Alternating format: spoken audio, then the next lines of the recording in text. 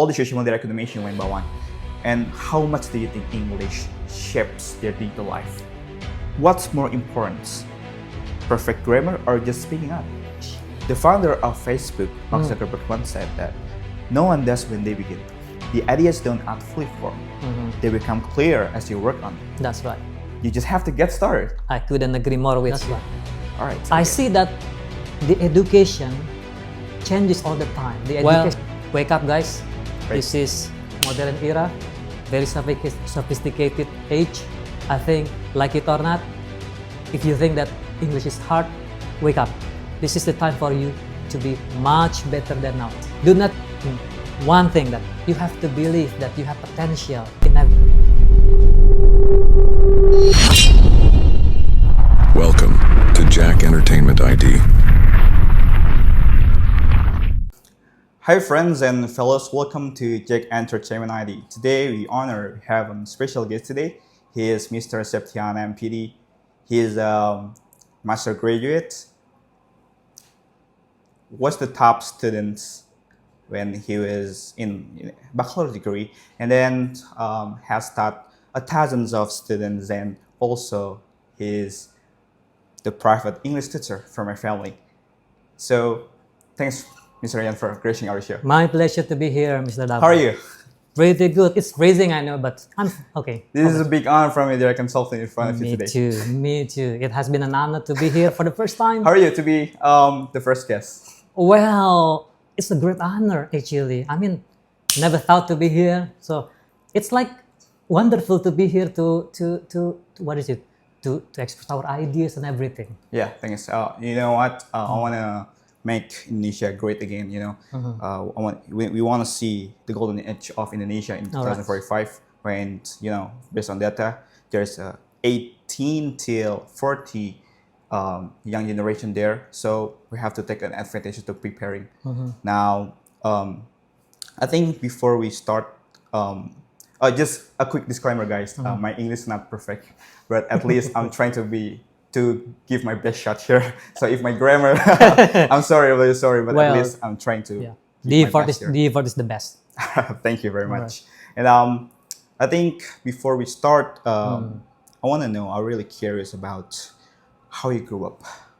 How a little bit about some kind of family backgrounds, and then how you ended up in the world of education as you are today. Okay, first of all right, talking please, about tell my us. family, my father was actually a farmer, and then he continued his work to be labor for building some houses in the neighborhood.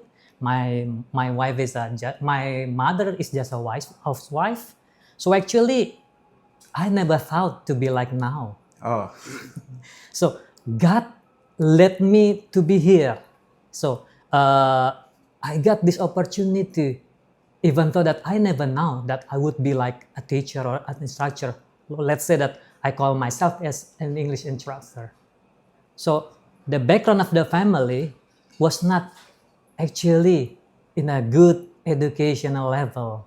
I think so. incredible, fascinating. Thank you very I much. think we're gonna one of the reasons why I'm inviting you today because I wanna tell the young generation because I'm a young generation. That's right. So I wanna tell all of them that English is very important because you are an That's English right. teacher, and then looking at the Gen Z today, Yeah. do you think that they get how important English really is? Well, theoretically, they do understand and realize that it is very important. Right. But some barriers are there. The young people are still busy. Pushing their levels or what for the games and everything. So actually, they realize that English is important. So, right. But soon, when they grow up, when they want to search for some jobs, that's the final way for them. Either they can adapt with the environment or not. So I think the key is they have to really aware. They have to be really aware that English It's really is important. Yeah, it's very important, and it has to be started from the beginning, not when they realize in the latest, let's say 25 or Start from think the so, child. yeah. Yeah. So, when you first start learning English, That's right. what made you excited or motivated? Well, in the era of 90s, Right. English was studied in junior high school only. All right. At that first time I studied this, I thought that, wow, English was fun and easy to understand. After 3 years studying, I got more motivation to continue it. Only the problem at that time, as I told you earlier, that the family background of mine was not economically good. So Right. I didn't have, destination to go after junior high school. But the key was at that time was I love it so much. Maybe I can say that English was my first love. All right. That's it. Before knowing that girls were pretty at that time, I thought that English was much prettier than them. It's very beautiful. So, do you have some kind of, are there any special tips for learning English in your opinions? Maybe you can share for the audience. Well, the quote is, the more you speak English, the better you are. All right. So do not rely on just school and let's say class performances. We have to adapt the situation outside. Right. Try to learn from the podcasts, Right. televisions, like movies, watching songs, lyrics, and everything. And mingle with the people who know English more so that day by day, they can improve the skill by themselves. So the key is practice. Always That's practice right. again and again. The key is the practice. No matter how often you study in the class performances, when you do not apply it in the real life, it's nothing, I say. So, all right. So the key is practice. That's right. So, the digital era. Now it's a digitalization era, That's right. right? So Gen Z are being watching TikTok, Netflix, all over Netflix from all over the world. All the social media recognition one by one. And how much do you think English shapes their digital life? Yeah, it reminds me the story of my student. She studied with me for many years, and then she developed herself in the English skills by learning the dialects of American and British English, right? All right. She learned the British one. All right. She applied in my class. Wow, it's surprisingly for me that, hey, you could do the thing that I didn't teach you in my class. So I think the social media, the ones that you mentioned earlier, are functional, really, really, for their capacity to develop the English skills. That's one of the power of social media. Yeah, Right? that's right. I agree with you. Right. So now we're entering the some kind of an opportunities and career, right? Can English help them to compete the world and their careers? If yes, why? Of course, 100% yes, they can. In this globalization era, Right. every demand for the job is requiring English. No matter how they work, where they work, the first key or password for them is, are you able to speak English? Either in writing or communication. So, to answer your questions, I think it's 100% very, very functional, potential, and very important necessity for them to at least gain their mission for the jobs. Right. So English is very important, right? That's right. Talking about career. What's your end game? Want to be a lecturer? At first, yes, I really wanted to be a lecturer. But the time goes by, as the time goes by, I see that teaching students in many fields is more important than that. All right. So as long as I can transfer the knowledge of English to everybody, I think that's my biggest aim right now. All right. It's very good. So now we're entering English for the world and Indonesia. That's right. So if we talk about Indonesia place in the world, how important is it to have a young generations that's fluent in English? Yeah, Indonesia is a great country Right. where the population is one of the toughest 4 or 5 in the world, right? 280 million Yes, people. that's right. So in Asian countries, we are number one for the population. So if the population is balanced with the quality and the capacity of the people qualifying in English, I think we will be greater than now. Take a look at Malaysia and Singapore, Yes, that's Malaysian and Singaporean Yeah. Filipinos.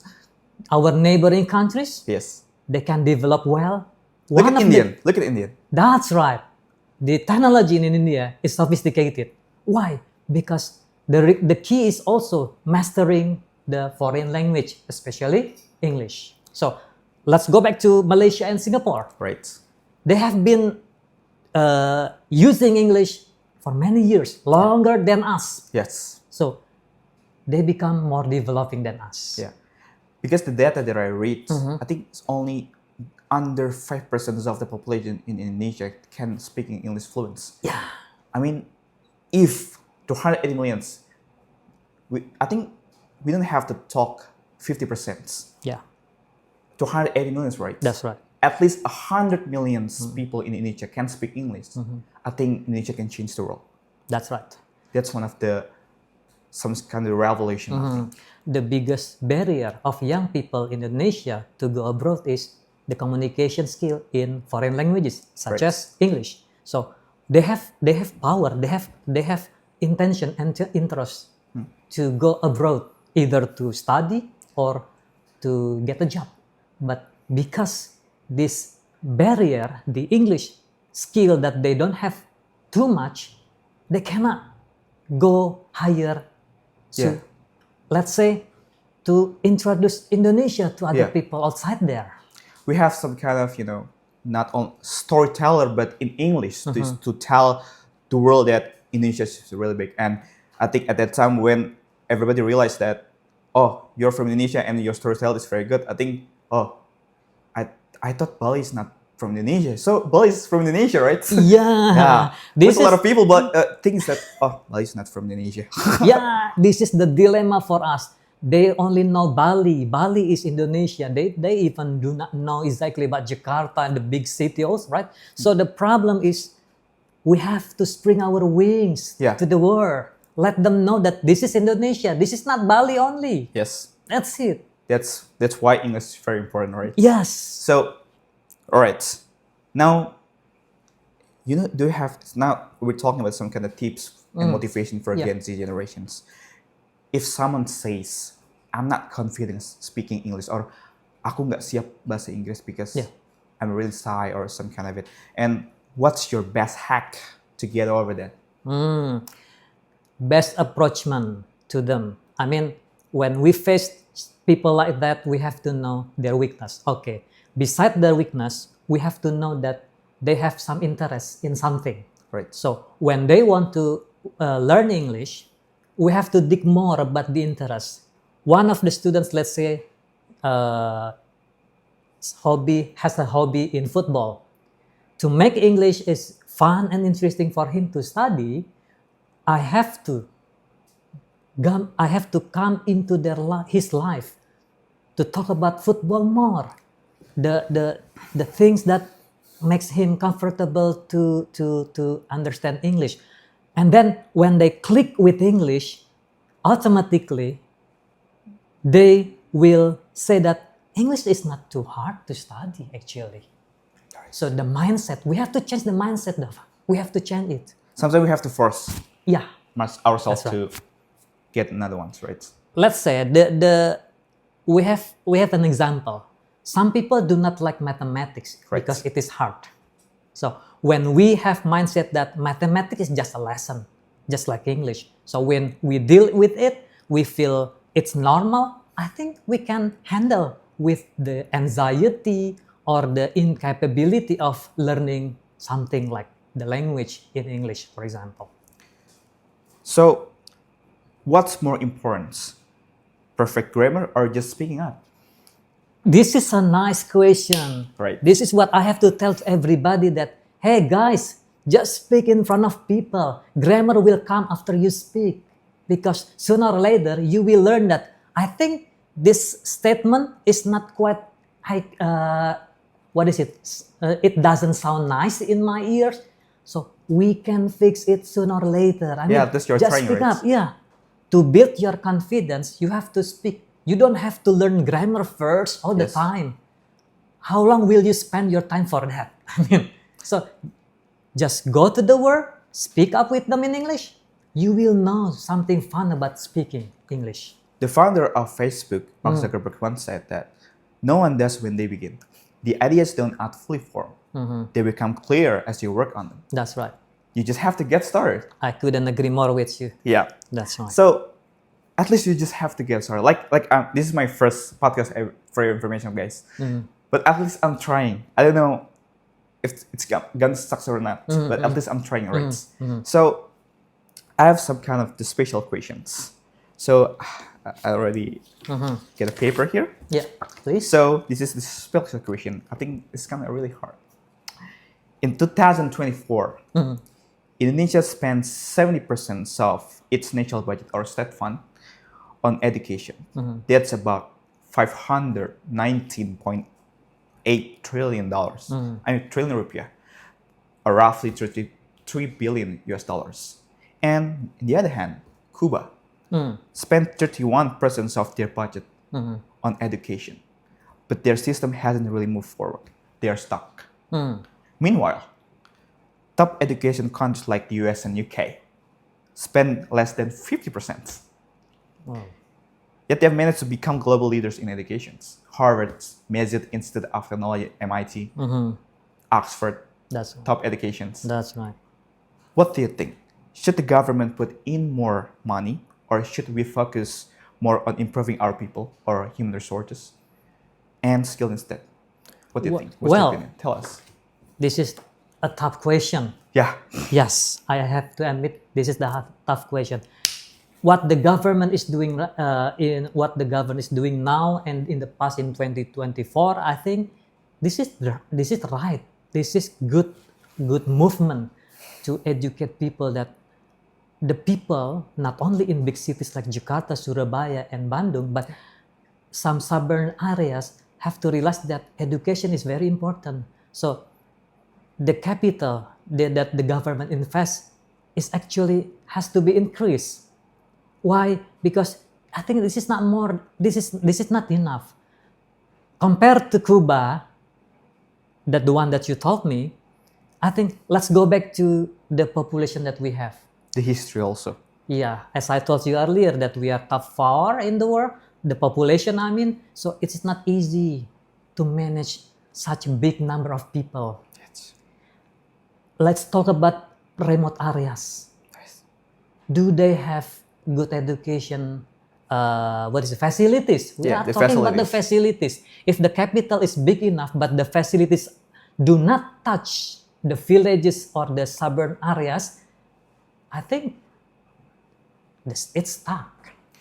So the answer is the governments and the human resource, or the people there, have to make some kind of teamwork, right? That's and right. Collaboration. That's to right. Make something for their country. Yeah, that's right. All right. I okay. see that the education changes all the time. The education system changes all the time. Yeah. When the minister, try to adapt. when the minister changed, the system, the education system changed. But this is not actually good enough for the students themselves and the tutors, the teachers, as the first the first guardian, the first people to give the transfer of the knowledge to them. So I mean, we need the consistency of the education system so that the budget that the government has spent is on the right track.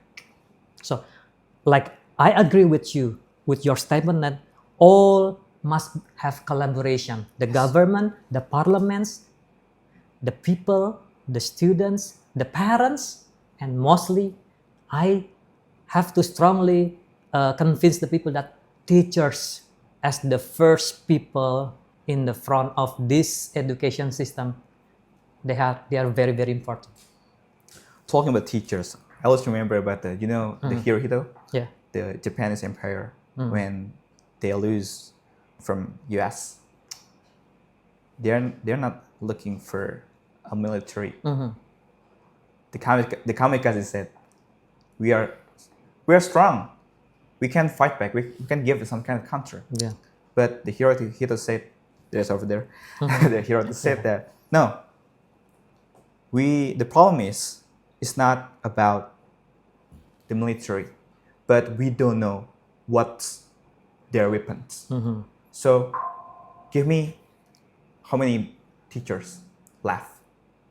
Let's take advantage, and I will make it Japan in 20 years. And It happens. look at now, It Hyundai, happens. Yeah. Toyota, Yeah. Daikin, Sharp, and all the good stuff there. And Japan become one of the largest economical country in the world. I think, in my opinion, Hiroto is better than Hitler. Yeah. So, call to actions now. If you're my audience, a lot of is Gen Z generations. Yeah. Can you give, if you could give one message to every Gen Z generation in Indonesia about English, Yeah. what it be? What's your message to Well- remember, to remind all of them? Well, wake up, guys. Right. This is modern era, very sophisticated age. I think, like it or not, if you think that English is hard, wake up. This is the time for you to be much better than now. Do not just think about pushing the rank, the levels, and everything. So, grow up, be better. If you can master one of the skills that the world needs nowadays, you'll be the leader. Irresistible. Sounds really good. So, guys, welcome to the closing statement. Can you give quote to the young generation in Indonesia here today for closing our podcast session today? Can you give all of them Yeah. one quote? Okay, thank you. Because I'm an English instructor, Yes. I have to say to people that everybody can be a teacher, but not everybody can teach. So if you want to be a better person, try hard, do the best. One thing that you have to believe that you have potential in everything. This is not only about language, perhaps skills in the technology, management, and everything. So be better in the world. I hope that we can be a better person someday. Sir Yan, thanks for gracing our show. My pleasure for being here, Mr. Dava. Congratulations for your launching, and I hope that from this beginning step, you can change the world much better than now. Guys, thanks for watching. Stay classy. Thanks for gracing our show. Thank you very much, bro.